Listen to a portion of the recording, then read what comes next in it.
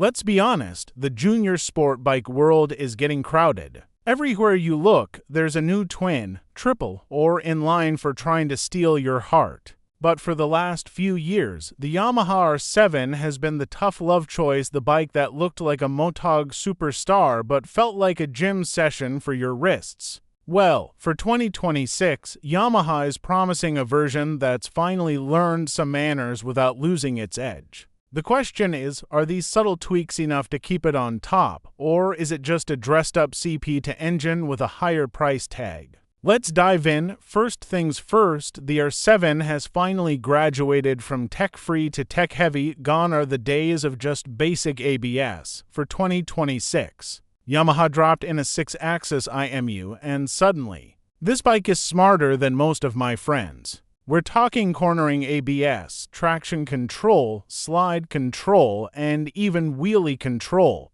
If you've ever been nervous about trail braking into a wet corner, this new setup is a total game changer. And for the highway commuters, they actually added cruise control as standard on a supersport. It's like Yamaha finally realized that riding to the twisty roads shouldn't feel like a chore. Under the fairings, you'll find the same 689cc CP to motor we've grown to love. Yamaha gave it a new airbox and a smooth ride-by-wire throttle, but let's keep it real, it's the same feisty, torque-heavy engine.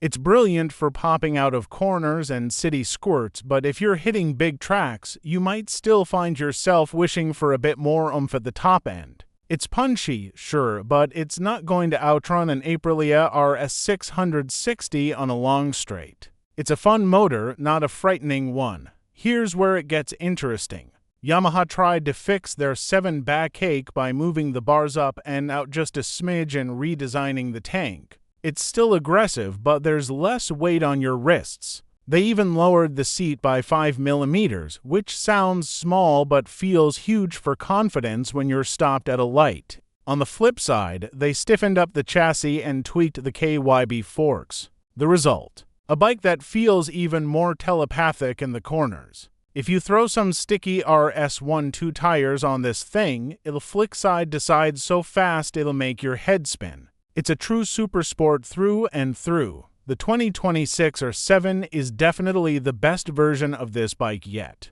The new 5-inch TFT Dash is gorgeous, and the Y-TRAC data logging is a nerd's dream for track days. But there's a catch. With all these upgrades, the price has crept up into the premium bracket. You're paying a lot for a bike that still has a relatively simple engine. If you want a bike that looks like $1,000,000, carves corners like a scalpel, and finally has the electronics to keep you safe, the R7 is a winner. But if you're looking for raw horsepower and a bargain price, you might find yourself looking elsewhere. It's more refined, more comfortable, and way smarter, but it's still the unapologetic R7 at its core.